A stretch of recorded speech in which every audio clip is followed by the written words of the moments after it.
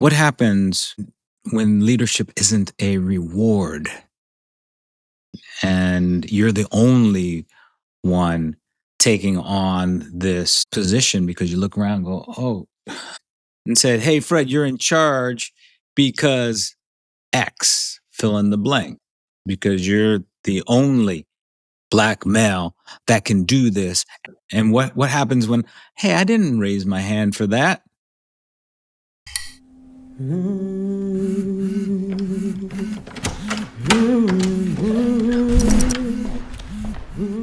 This is sustaining social change. You're doing the work that matters, and you know the cost. When things start to break down, it's not abstract. It shows up in the tension, the relationships, and the pressure you're carrying. We're here to support you through those moments so you and the work stay intact. When to lead, when to rest. I mean, this is the question that I think all leaders need to be asking themselves all the time. When do I put my best foot forward? And when do I strategically step back and rest because I know that my energy stores are limited, right? And one of the things that especially in nonprofits and movement organizations, this idea of rest Mm. is not even available to folks, right? And I think that's part of what we wanna talk about is what happens when you don't believe you have the luxury of resting. So that's what I'm really interested in taking a deep dive with you on is what how do we get past that belief that we don't have time to rest? How do we take what we've learned over the last few decades of our practices and experiences and help others see what took us a long time to see ourselves? What happens when leadership isn't a reward and you're the only one taking on this position because you look around and go, oh, and said, hey, Fred, you're in charge because X, fill in the Mm. blank, because you're the only black male that can do this. And what happens when, hey, I didn't raise my hand for that? Now we're talking about how do you lead in those spaces and how do you rest in those spaces Mm. when leadership was thrust upon you in ways that you didn't expect or you took on because no one else was doing it. I think that's the conversation of leadership that we're talking about. Let's build on that. But what we're talking about is what happens in the social sector. And then within the social sector, and you know who you are.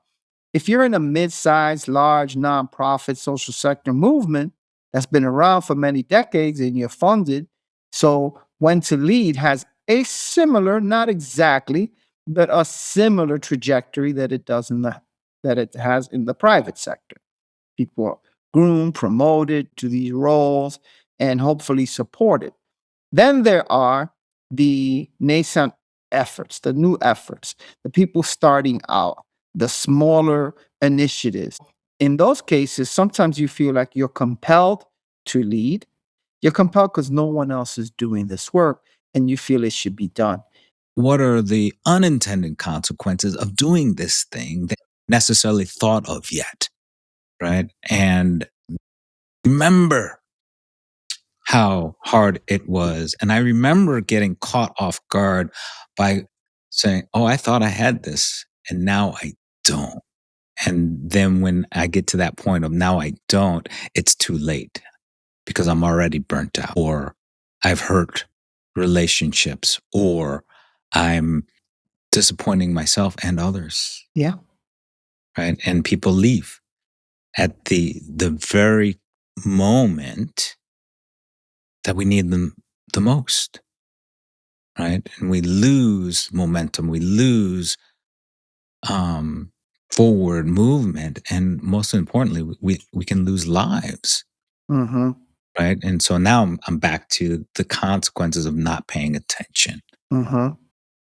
right? And how, yes, I want people to to be excited and knowing oneself, I can do this. I've got the skills, I've got the makeup, and I also know how much energy I have. And, and I know how to protect it. That's really, for me, that's what we're talking about, is entering into the system with your leadership skills and your energy, um, what's the word I'm looking for? Energy conservation Mm. skill intact, bringing that with you so that you can sustain these efforts when the going gets hard, because the going's going to get hard. Not at the beginning, but it's going to happen. And so what do you do in that space? So that's what I'm bringing up.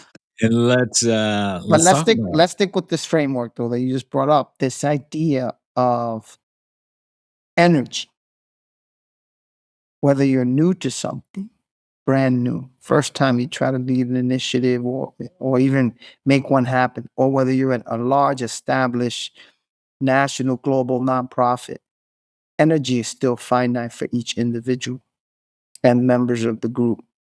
Mhm. And we don't have infinite energy. It might feel like sometimes like we do, and that energy gets challenged along the way. Energy conservation is the idea of when to use your energy, how to use it, when to know how to preserve it, when to rejuvenate, when to replenish it. Let's talk about some examples of that, Fred. What are some things that people can be on the lookout for around energy conservation? What are some of the threats? What steals energy? I mean, some of the easy basic ones are just thinking about scheduling, right? We often, especially now in this go hybrid remote world, we overbook ourselves with meetings back to back, back to back, back to back, right? And we think that, and what do we do in those meetings? We tend to multitask, right? Mm, Right now, I've got, well, they're off right now, but I got three screens, right? I got three screens in front of me and 1,000 tabs opened, and I think I'm doing it all.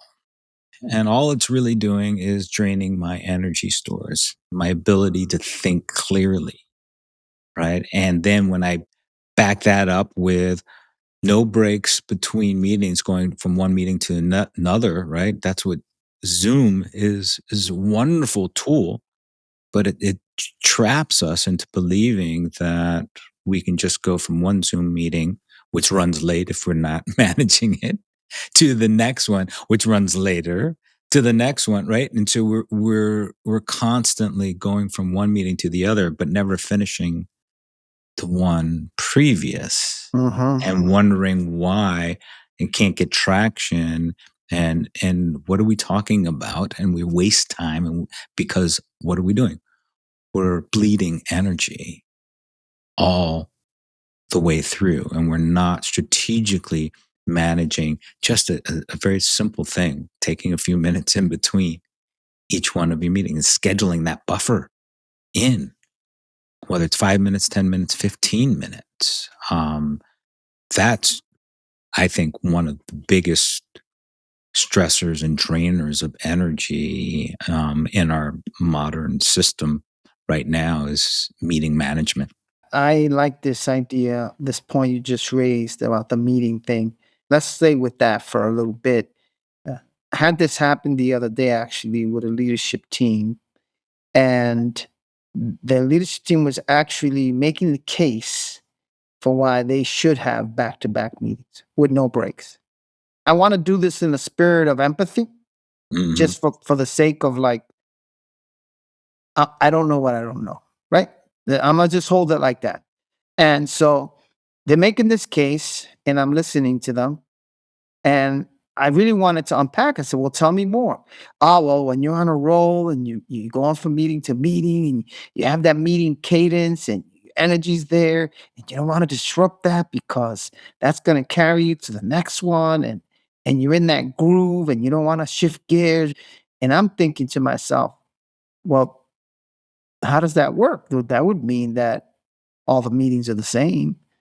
Because what if one meeting is about loss, another meeting is about celebration, another meeting is about getting new funding, another meeting is about laying someone off? Or how do you shift like that meeting to meeting and do justice to anyone, particularly the losses and the human beings in that experience, right? Not to Mhm, mention personal stuff, family stuff. So where's this coming from? This belief, and these were not young leaders. Well, one was young. Let's just say in the 30 range. The other one was in the 50 range age. So it wasn't like they didn't have time in, right? In the mhm. arena doing the work. They had some time in.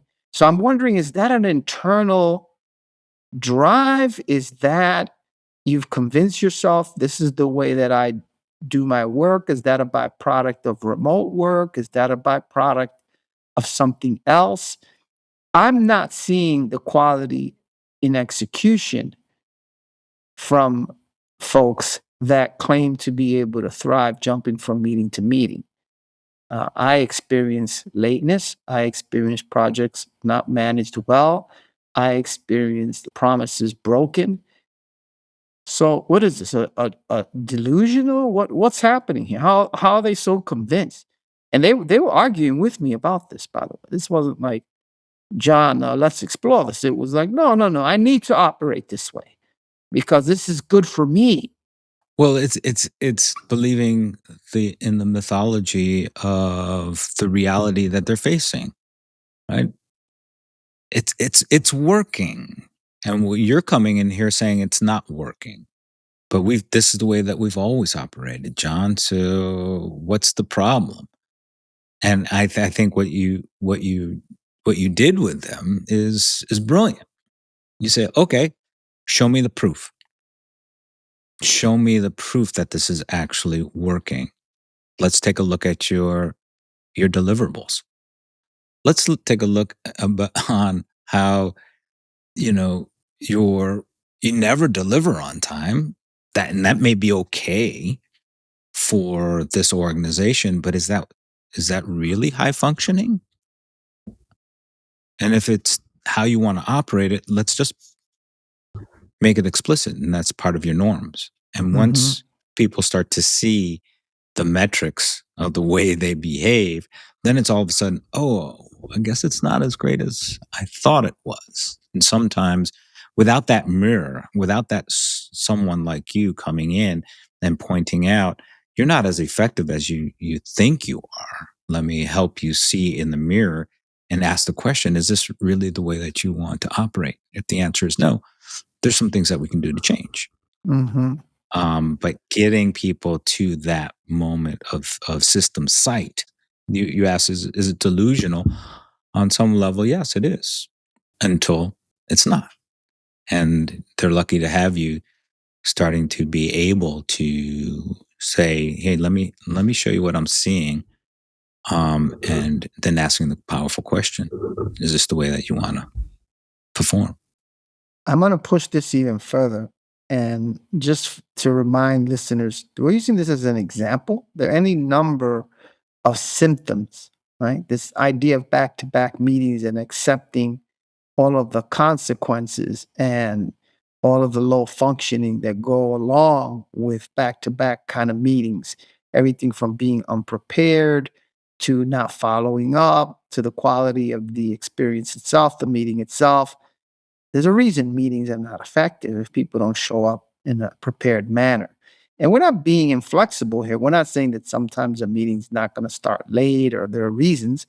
We're asking, what is the pattern in your effort, in your initiative, in your work?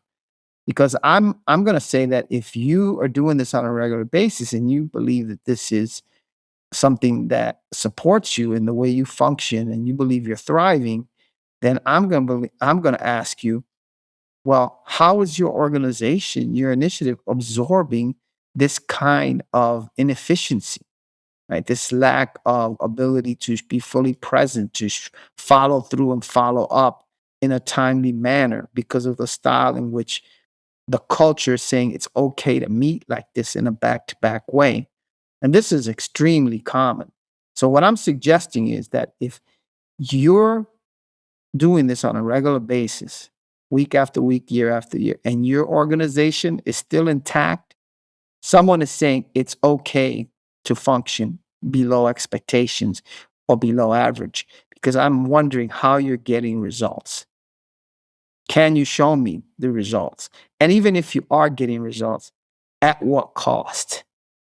Is it on the backs of other people that then you expect to delegate work to and say, oh, well, just make it so, make it happen? That's only going to happen in an organization that has at least a hundred, couple hundred employees or more. And so the work gets spread down to the lowest level person, and they have to live with the consequences of that kind of pattern. But in an agile, small, brand new organization working on a social change issue, really being thoughtful about how are you going to know if you're burning out your team, if it's time to lead or time to rest. And I would argue that if you find yourself on this treadmill, this is one symptom, and there are others that you can't seem to get a hold on when you're meeting and show up fully and prepared. That's a sign that you're beyond your capacity in some way, or you're responding to everything external, things that are out of your control. So you're just reacting to the world.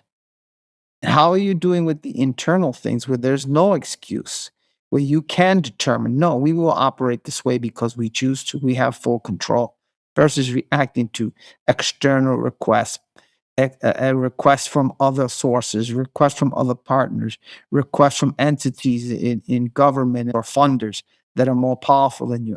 If you want to be on a reactionary mode with them and you're depending on them for either coalition building or funding, all the more reason to have a behavior that says, no, when we show up prepared on time and fully. So all those kinds of things are signs that there's something wrong, and that whether you're ready to lead, uh, the when to lead. When to lead means, in part, in this situation, this example, is to stand up and say, no, we're not going to operate this way. We're going to choose a different way of operating. We're going to try it at least and see what happens to the functioning, the connectedness amongst our members. In the past, when I was leading initiatives, grassroots initiatives, I really had to be attentive to each and every member and pay attention and listen to the things they wanted to share and listen to what was going on with their families and what was going on at home and what was going on with their car that just broke down, or they don't have enough money to get it fixed, or something going on with their landlord. All of these things required that I create excess capacity. I had to have space. And if I was back to back rushing from thing to thing, there was no space to connect. There was no space to attend to people's emotional, mental needs, the glue that holds the whole thing together. I imagine people are saying, I don't really know how to even where to start with what you're kind of asking me, and a bit of challenging me to do. You're asking me to be different, and pay attention and put relationships first. Where do I start with that? What would be your advice? So that's true. Everyone is an individual. They're not me, they're not you. Everyone's unique. Everyone's circumstances are unique for a lot of different reasons. You're at different stages of life. You're in different environments. You have different kinds of challenges externally and internally. That is all true. This idea that you don't know where to start, I would challenge that because you're listening and you're here and you're paying attention and you gotten this far in this podcast. So that means you have some curiosity. There's something about this conversation that's telling you, I need to find a better way, a different way. So that journey is a journey of feedback, a journey of humility, and a journey of perseverance. Am I open to learning? Am I open to hearing? Am I open to being wrong in in some instances?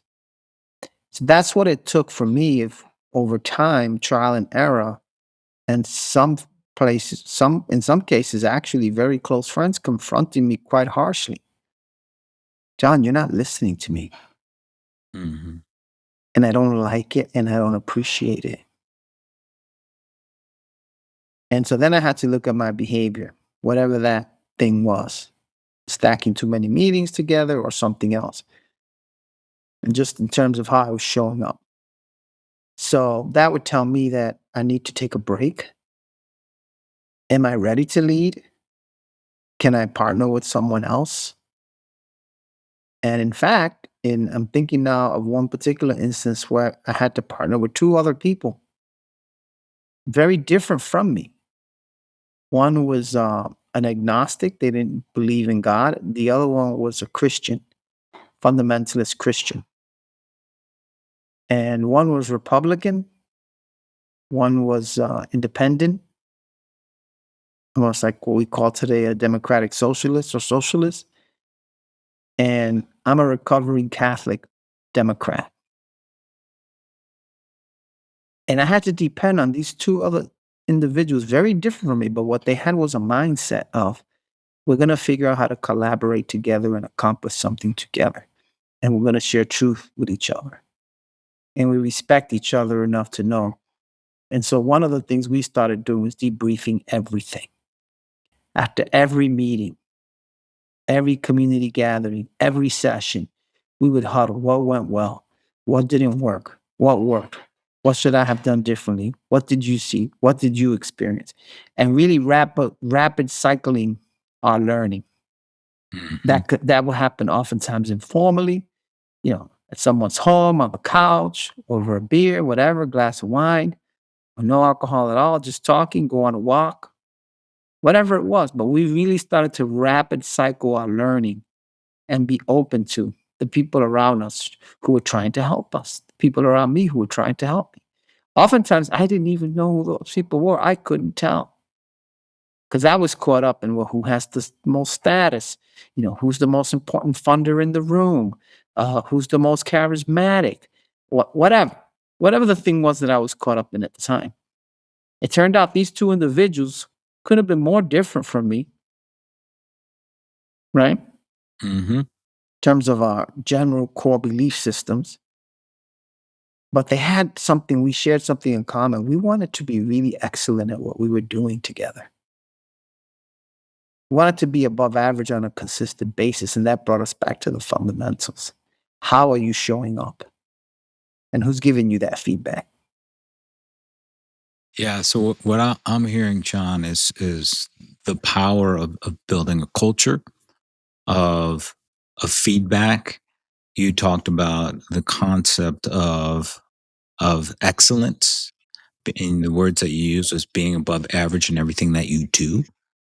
Um, and what I also heard was there was a series of what I what I would call diagnostic kind of questions about self, of and who else needs to be with me, right? And your willingness to truly engage across difference in a powerful way.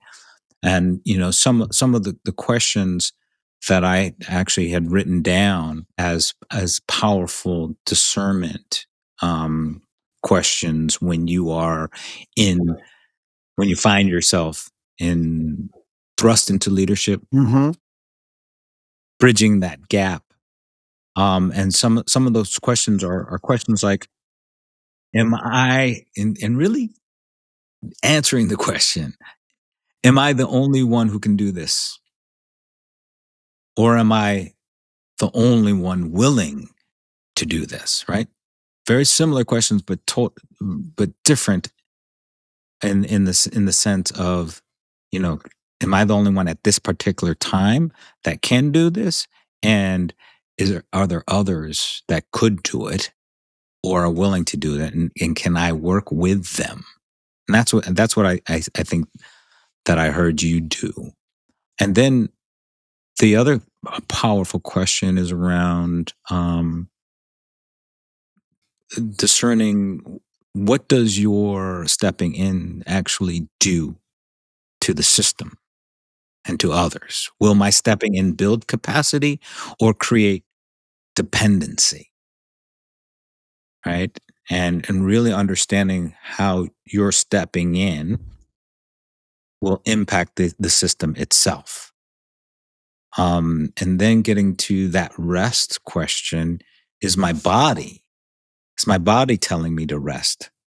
Or is my ego telling me that I'm indispensable? Right. Mhm. And that's how we get trapped. Not Yes. not to rest, right? Oh, I'm the only one that can do it, and I'm the best and the brightest in the room. So therefore, I'm going to continue to work because I don't believe that others can.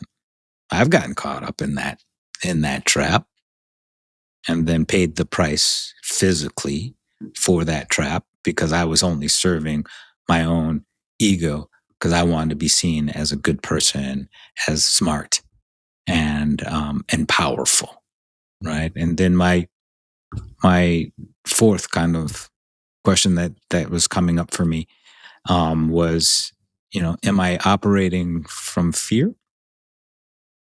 or am I operating from a sense of abundance and possibility?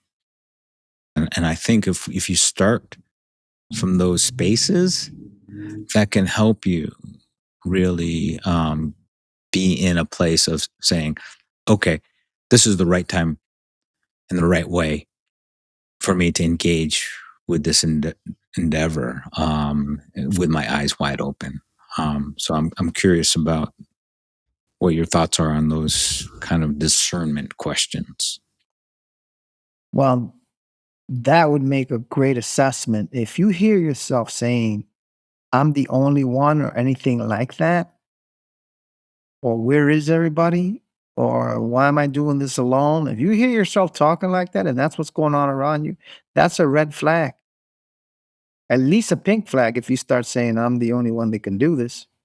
So that's the time to get some help and get some feedback. That's the time to say to people, what's it like working with me?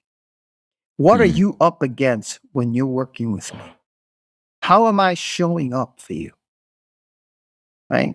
If you care about the thing you say you care so much about, if you're as passionate as you say you say you're so passionate about this cause, this movement, this issue, this organization, the purpose of this organization, the mission of what you're embarked on, then it doesn't that deserve the knowing of how you're impacting that, how you might be getting in the way?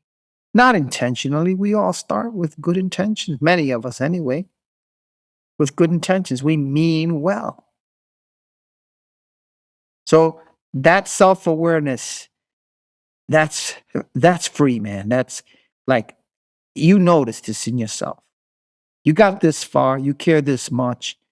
You know, those are signs you're starting to burn out or something's going on that is derailing you. It's clouding the clarity of your thinking.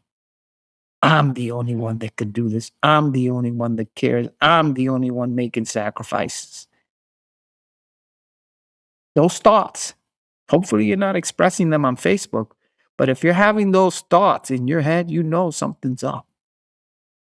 Now it's time to be proactive and get some help. And that's why we started this community and this work. that Fred and I have embarked on to say, you're not alone in this. We don't have all the answers. We don't have probably any answers. But what we do have is a sense that it doesn't have to be this hard. There's no hall of fame for burnt out activists. There's no monument for the unknown burnt out activists that left and we don't know what happened. It's disappeared. You don't want to be one of those. You want to be on the success list, and we want you to be on the success list.